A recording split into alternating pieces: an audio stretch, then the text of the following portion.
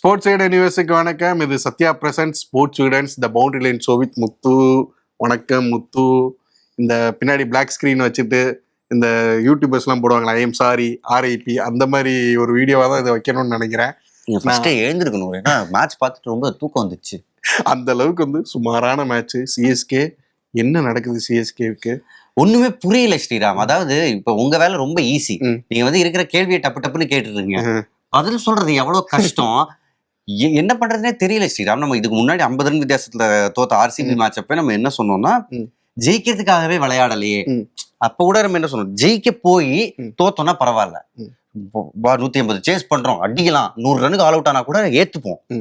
But அந்த net run ரேட்டுக்காக இப்பவே விளையாடுறதுன்றது இல்லைங்க. நீங்க பாயிண்ட்ஸ் எடுத்துட்டு நெட் ரன் ரேட்டுக்காக விளையாண்டா சரி, பாயிண்ட்ஸே எடுக்காம நெட் ரன் ரேட்டுக்காக விளையாண்டு என்ன பண்ண வரீங்க? நீங்களாம் வந்து பாத்தீங்கன்னா, ஹானஸ்டாவே கேட்குறேன், இது T20 மேட்ச் ஆடினாங்களா இல்லை ஒரு டெஸ்ட் மேட்ச்ல ஒரு ஃபர்ஸ்ட் செஷன் தட்டி பார்த்து ஆடிட்டு பால் பழசாகட்டும்னு வெயிட் பண்ணாங்களா? எனக்கே அந்த ஃபீலிங் தான் இருந்துச்சு ஸ்ரீராம். என்ன பண்ணுவாங்கன்னா, நாளைக்கு திரும்ப வந்து பேட்டிங் ஆடணுன்றதுக்காக அந்த லாஸ்ட் செஷன்ல வந்து இது பண்ணுவாங்க. அந்த மாதிரி தான் ஆடிக்கிட்டு இருந்தாங்க. என்ன பண்றது, ரொம்ப சீக்கிரமே கிவ் அப் பண்ணிட்டாங்க. அதாவது இந்த டீம் கிட்ட 180, நம்ம முன்னாடி ஒரு நம்பர் சொன்னோம், 2018க்கு அப்புறம் 180க்கு மேல சேஸே பண்ணது இல்லைன்னு. அப்போ 180 கொடுக்காம போலிங் போடணும், அது நடக்க மாட்டேங்குது. அண்ட் 180க்கு மேல அடிக்கிற பேட்டிங் இல்லைன்றதை மட்டும் உணர்ந்து 150 160 ஆடினா போதும்னு ஆடுறாங்க ரொம்ப ஏர்லி ஆன். ஸோ 180 நீங்க சொன்ன மாதிரி 180 பவுலிங்ல வந்து கட்டுப்படுத்த முடியல. 180க்குள்ள பேட்டிங்ல இன்னைக்கு கான்வே எல்லாம் எடுத்துட்டு வராங்க. நீங்க இருக்கிற பேட்டர்ஸ் பாத்தீங்கன்னா எபிலிட்டி உள்ள, ஸ்கில் உள்ள பேட்டர்ஸ் தான். அப்ரோச் தான் இங்க ரொம்ப தப்பா இருக்குல்ல. அப்ரோச் இல்ல ஸ்ரீராம். அதாவது எந்த T20 மேட்ச் எந்த டீம் ஜெயிக்கணும்னாலும் பாருங்க, என்னைக்காவது ஒரு நாள் ஏதாவது ஒரு டீம் வந்து 34 ஜெயிக்கலாம். பட் டெய்லி அந்த மாதிரி எல்லாம் ஜெயிக்க முடியாது. ஸோ நான் டாப் 3ல 2 பேர் நல்ல மீனிங்ஃபுல் கான்ட்ரிபியூஷன் கொடுத்தாகணும். எல்லா மேட்சும் ஓவரே விக்கெட் விழுந்துருது. கேப்டன் நம்பர் 3 தான் வருவேன்னு அடம் பிடிக்கிறாரு. இவ்வளவு நல்ல ரெக்கார்ட் வச்சிருக்காரு as an opener.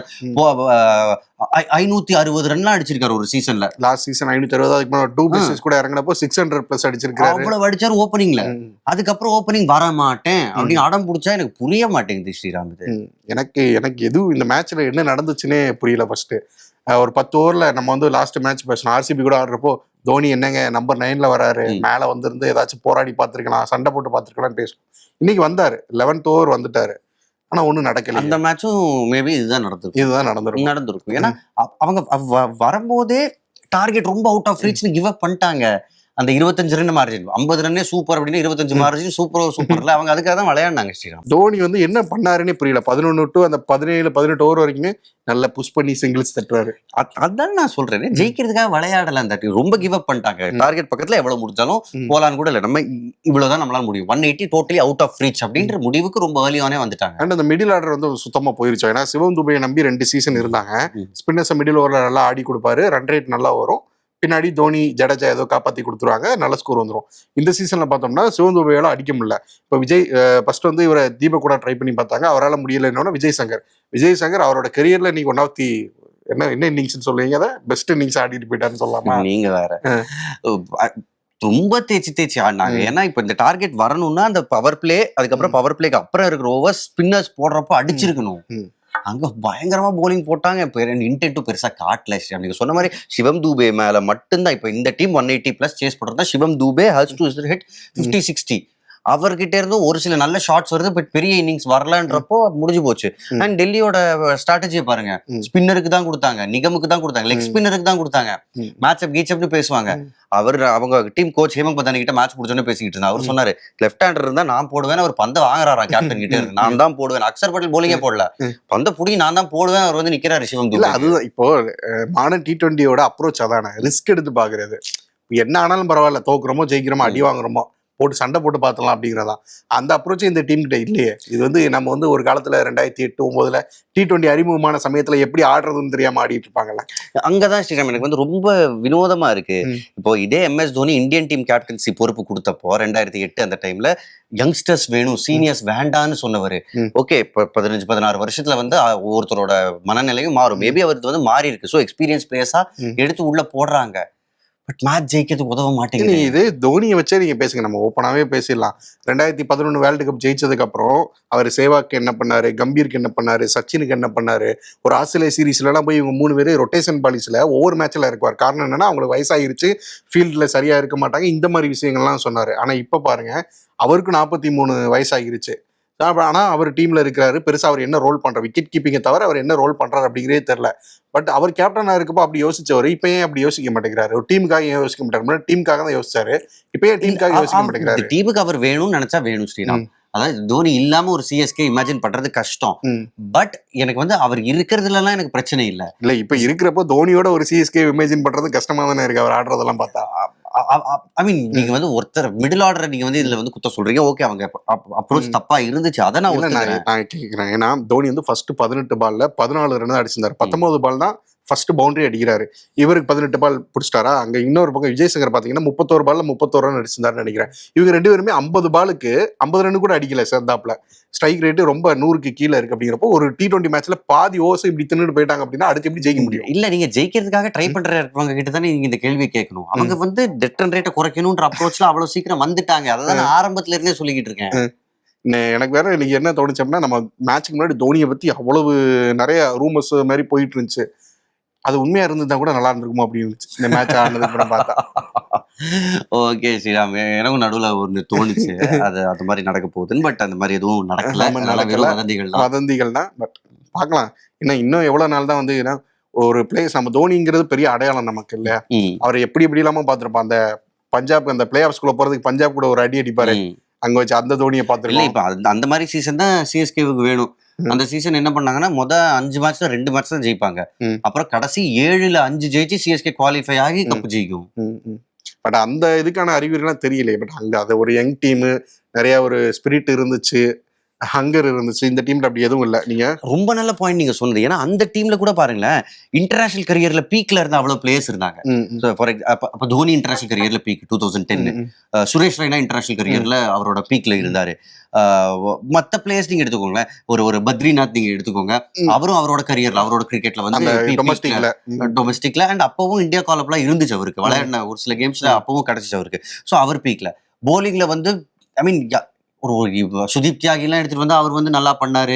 அந்த மாதிரி பிளேயர்ஸ், லெசர் நோன் பிளேயர்ஸை வச்சு கூட நல்ல ரிசல்ட். லட்சுமிபதி பாலாஜி கரியர்ல டுவர்ட்ஸ் ஃபேகட்னாலும் ஒரு சீனியர் பிளேயரா இருந்தாரு. அப்ப வந்து இன்டர்நேஷனல் கிரிக்கெட்ல பீக்ல இருக்கிற பிளேயர்ஸ் டீம்ல இருந்தாங்க. நீங்க மைக்கேல் ஹசி ரொம்ப நல்ல பிளேயர் அந்த ஸ்டேஜ்ல இருந்தாரு. அவர் நீங்க எடுத்துக்கோங்க, அவங்க எல்லாம் ரொம்ப இன்டர்நேஷனல் கரியர்ல ஒரு நல்ல ஸ்டேஜ்ல இருந்தாங்க. இப்ப இந்த டீம்ல அந்த மாதிரி யாரு இருக்காங்க? யாருமே இல்ல. பீக்ல ரச்சின் ரவீந்திரா இருக்காரு. அன்பார்ச்சுனேட்லி இன்னும் ஐபிஎல்ல அவர் ப்ரூவன் கிடையாது. டெவான் கான்வே ஒரு மேட்ச் தான் கொடுத்துருக்காங்க. எனக்கு இந்தியன் இன்டர்நேஷனல்ஸ் கூட யாருமே தெரியலையே இந்த டீம்ல. இந்த ரிசோர்ஸே பெருசா இல்ல. நமக்கு தேவையான மாடர்ன் டே T20 தேவையான ரிசோர்ஸ் இல்ல டீம்ல. அப்படி இந்த டீம் பில்ட் பண்ணப்படல. அதான் இப்போ நம்ம வந்து ராய்டு பண்ண ரோல் தீபக் ஹூடா பண்ணுவாரு, திரிபாட்டி பண்ணுவாருன்னு சொல்றப்ப கூட நான் நம்ம ஷோல தான் சொல்லியிருந்தேன். ராய்டு இன்டர்நேஷனல் கிரிக்கெட் அவரோட எக்ஸ்பீரியன்ஸோட வர்றாரு. சாட்லி ராகுல் திரிபாட்டிக்கோ ஒரு தீபக் ஹூடாவுக்கோ அது கிடையாது. அந்த அளவுக்கு எக்ஸ்பீரியன்ஸ் கிடையாது. தீபக் ஹூடா இந்தியா ஆடிட்டார், நான் இல்லைன்னு சொல்ல, நல்ல கிரிக்கெட் தான் இல்லைன்னு சொல்ல. பட் இன்னமும் ப்ரூவன் பிளேயர்ஸ் வேணும் நமக்கு. இந்த ஸ்டேஜ்ல பீக்ல இருக்கிற பிளேயர்ஸ் வேணும். இன்க்ளூடிங் விஜய் சங்கர் அந்த லிஸ்ட்ல போட்டுக்கோங்க. இந்தியாக்கா விளையாடிக்க இந்தியா பிளேயர் தான். பட் இப்போ அவரோட பெஸ்ட்ல இருக்காரா? ஃபார்ம் வைஸோ ரன்ஸ் வைஸோ மொத்தமா சொல்ல போனா மத்த 9 டீம்ஸோட இந்த டீம் கம்பீட் பண்ற அளவுலான ஒரு டீமா இல்ல. அப்ரோச் வைஸ் பார்த்தோம் அப்படின்னா அப்ரோச் தப்பு. இப்ப கம்பீட்ன்றது ஒரு கேம் ஒன் ஆஃப் கேம் இப்படியும் போலாம் அப்படியும் போலாம். நமக்கு ஜெயிக்கிறது பார்த்தோம். இது வரைக்கும் நம்பர்ஸா எடுத்து பார்த்தோம்னா பவர் பிளேல லீஸ்ட் ரன் ரேட் இவங்க தான் வச்சிருக்காங்க. ஃபீல்டிங்ல ஒஸ்ட் டீம் வந்து இருக்கிற 10 டீம்ஸ்ல இவங்க தான் ஒஸ்ட் டீம். பேசிக்கான விஷயங்கள்ல கூட தப்பு பண்றாங்க. பேசிக்கான விஷயங்கள் ஒரு சில விஷயம் வந்து ஆச்சரியமா இருக்கு. இந்த பர்டிகுலர் கேம் மட்டும் நான் எக்ஸாம்பிளா வச்சு சொல்றேன் ஸ்ரீராம்.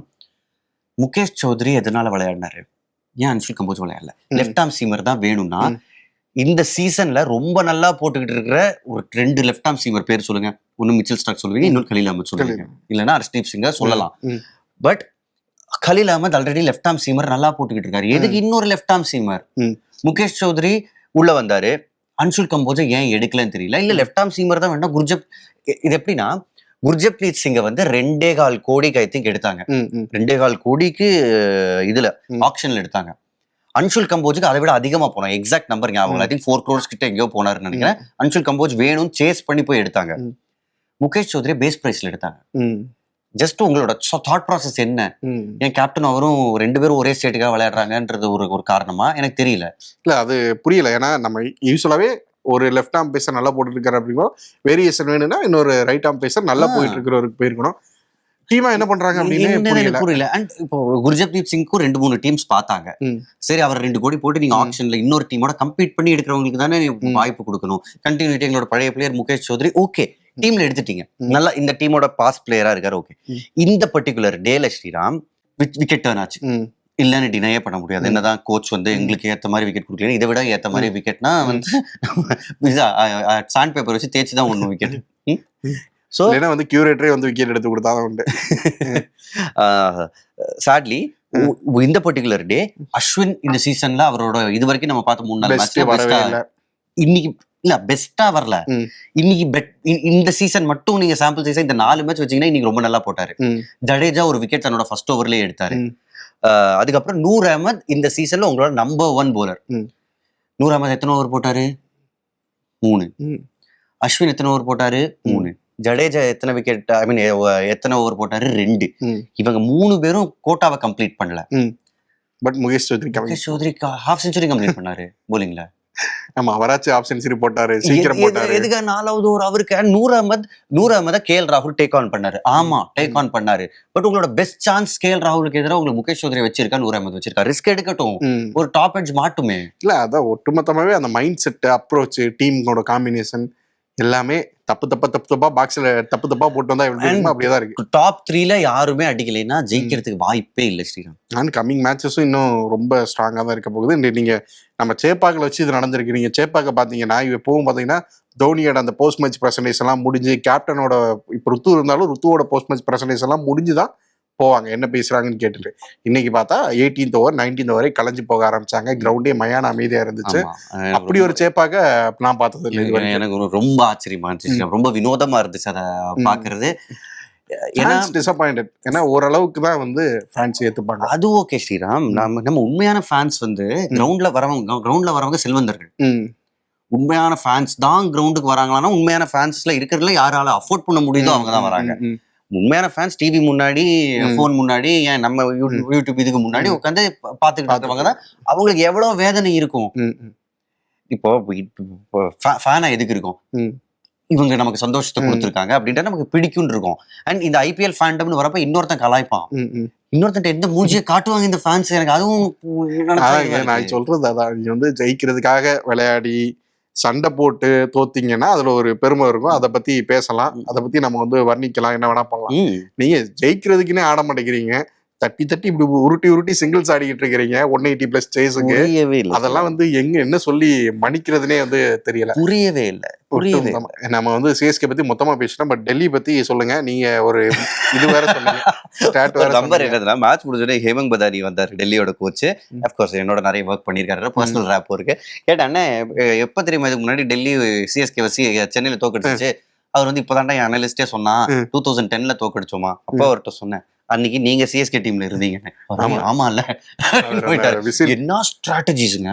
அதாவது அந்த சிவம் தூபே வந்து கிரீஸ்குள்ள வந்தாரு, அந்த ஓவரே ஸ்பின்னர் தான் போட்டு இருந்தாரு. அப்ப டேக் ஆன் பண்ணாரு அந்த ஓவர். ஐ திங்க் எந்த நிகமா எனக்கு ஞாபகம் இல்லை இப்போ கரெக்ட். பட் ஹேமந்த் பதானி டக் அவுட்ல இருந்து அந்த சைடு இருக்கிற பவுண்டரி ஃபீல்டர் பக்கம் ஓடினாரு. அந்த ஓவர்ல 2 பால் இருக்கும்போது நான் இங்கே பாத்துக்கிட்டே இருக்கேன், என்ன பண்றாரு அப்படின்னு பார்த்தா அடுத்த ஓவரே மிச்சல் ஸ்டார்க்கு கொடுத்தாங்க, சிவம் துபேக்கு தலையில வெயின்னு சொல்லிட்டு. ஏன்னா இப்போ மிச்சல் ஸ்டார்க்கு அந்த ஸ்டேஜ்ல அவங்க பயன்படுத்துறது ஒரு ரிஸ்க். ஏன்னா அவர்கிட்ட ஸ்லாக்ல ஒரு ஓவர் குறையும். பட் அந்த ரிஸ்கை எடுத்தாங்க. ஆமா, ஏன்னா பெஸ்ட் போலரை கொடுக்குறேன். நீங்க ரிஸ்க் எடுக்கிறதா மேட்டர். நீங்க வந்து பின்னாடி தோனி இருக்காரு, ஜடேஜா இருக்காருன்னு பார்த்தா அவருக்கு தெரியும் ஆப்வியஸ்லி இங்க மிடில் ஆர்டர் தூக்கிட்டா பின்னாடி ஒண்ணும் பண்ண முடியாது அப்படின்னு. அவ்வளவு பெருசா சொல்லாதீங்க. சிவம் தூபே தூக்கிட்டா எதுவும் பண்ண முடியாது. தெரிஞ்சு ரிஸ்க் எடுக்கிறாங்கல்ல, அந்த ரிஸ்க் தான் இந்த டீம்ல வரவே மாட்டேங்குது எதுவுமே. இந்த சேஃப்டி ஃபர்ஸ்ட்ன்ற இது எனக்கு ரொம்ப புரியல. விக்கெட் விழுந்துடக்கூடாது பதட்டத்திலேயே விளையாடிக்கிட்டு இருந்தா மேட்ச் எப்படி ஜெயிக்கும்? டக்குனு ஏதோ எனக்குலாம் வந்து ஃபாலோ ஆன் பண்ணி விட்டுருவாங்களோ அப்படிங்கிறாங்க. அப்படி செகண்ட் இன்னிங்ஸ் எதுவும் கொடுப்பாங்களா அப்படின்னு. அப்பவும் வந்து அப்படிதான் ஆடுவாங்க அப்படிங்கிறப்ப போதுங்க அப்படின்னு சொல்லிட்டு கிளம்பி வந்துடலாம். ரொம்ப வருத்தமா இருக்கு. ஏதாவது ஒரு அறுவை சிகிச்சை நடக்கணும், சீக்கிரமும் நடக்கணும். ஆமா, ஏதாச்சும் ஒண்ணு நடக்கணும். Comeback Indian. ஆமா, இப்போதைக்கு சிகிச்சை நடக்கல, அறுவை வேணா வர்மக்கலை ஏதாச்சும் நடக்கணும் உள்ள. நடக்குதுன்னு பார்ப்போம். அண்ட் இன்னொரு மேட்ச் இருக்கு, அதை பத்தி பேசிட்டாகணும். அடுத்து நம்ம வந்து நாளைக்கு ஒரு மேட்ச் இருக்கு, எஸ் ஹைதராபாத் விசஸ் குஜராத். ஹைதராபாத்ல வச்சு நடக்குது. ஹைதராபாத் ஒரு அப்ரோச் வச்சிருக்காங்க, இவங்க கிட்ட அப்ரோச்சே இல்லை, அவங்க ஒரு அப்ரோச்சை பிடிச்சிக்கிட்டு அவங்களுக்கும் அதே ரிசல்ட் தானே கிடைக்குது. ஆமா தொங்கிக்கிட்டு இருக்கிறாங்க. பட் அவங்க ஏதோ சீரியஸா ட்ரை பண்ணியாச்சு தோக்குறாங்க. சொல்லுங்க சொல்லுங்க அந்த டீம். அவங்களும் ரொம்ப இதுவா அவங்க அதே அப்ரோச்ல தான் விளையாட போறாங்க, அதுல சந்தேகமே வேணாம். ஒண்ணு என்ன, மறுபடியும் சொந்த ஊருக்கு வந்துட்டோமேன்ற ஒரு சந்தோஷம் இருக்கும் அவங்களுக்கு. ஸோ அங்க ஃபேன்ஸ் பேக்கிங் அதெல்லாம் இருக்கு. அண்ட் குஜராத் நல்ல கிரிக்கெட் ஆடிட்டு வராங்க. ஸோ இது ஒரு டஃப்பான மேட்சா இருக்கும்னு நினைக்கிறேன். டஃப்பான மேட்சா இருக்கும். உங்களோட ப்ரெடிக்ஷன் என்ன, யார் பக்கம் போறீங்க? சன்ரைசர்ஸ். நான் வந்து அப்போ குஜராத். குஜராத் வந்து ரொம்ப அண்டர் டாக்ஸா ரொம்ப நல்லா பண்ணிட்டு இருக்கிறாங்க. என்ன பண்றாங்கன்னு பார்க்கலாம். ஸோ சிஎஸ்கே தோத்துருக்காங்க, அதுவும் நம்ம எதிர்பார்க்காத வகையில். அந்த சிஎஸ்கே மேட்ச்ல நான் டெல்லின்னு தான் சொன்னேன், ஞாபகம் இருக்கா உங்களுக்கு? தெரியும். ஆமா 51-49 பரவாயில்ல, நீங்க 91-99 கூட சொல்லியிருக்கலாம். நீங்க 99.99 போட்டு மிச்சம் ஒரு சான்ஸ் கூட அந்த சிஎஸ்கே கொடுத்துருக்கலாம், அந்த அளவுக்கு இருந்தாங்க. சரி ஓகே, அதை போட்டு என்ன திரும்ப திரும்ப பேசி. நீங்க வந்து ஃபேன்ஸ் உங்க ஒப்பீனியனை கீழே தெரியப்படுத்துங்க. உங்களுக்கு எப்படி இருந்துச்சு, சிஎஸ்கே என்னெல்லாம் மாத்தணும்னு நினைக்கிறீங்க, என்ன அப்ரோச் மாத்தணும், என்ன பிளேயர்ஸ் மாத்தணும், என்ன காம்பினேஷன், என்ன தோணுதோ அதெல்லாம் கீழே வந்து சொல்லுங்க. தொடர்ச்சியா விகடனோட இணைந்திருங்க. நாளை வீடியோவில் சந்திப்போம். நன்றி.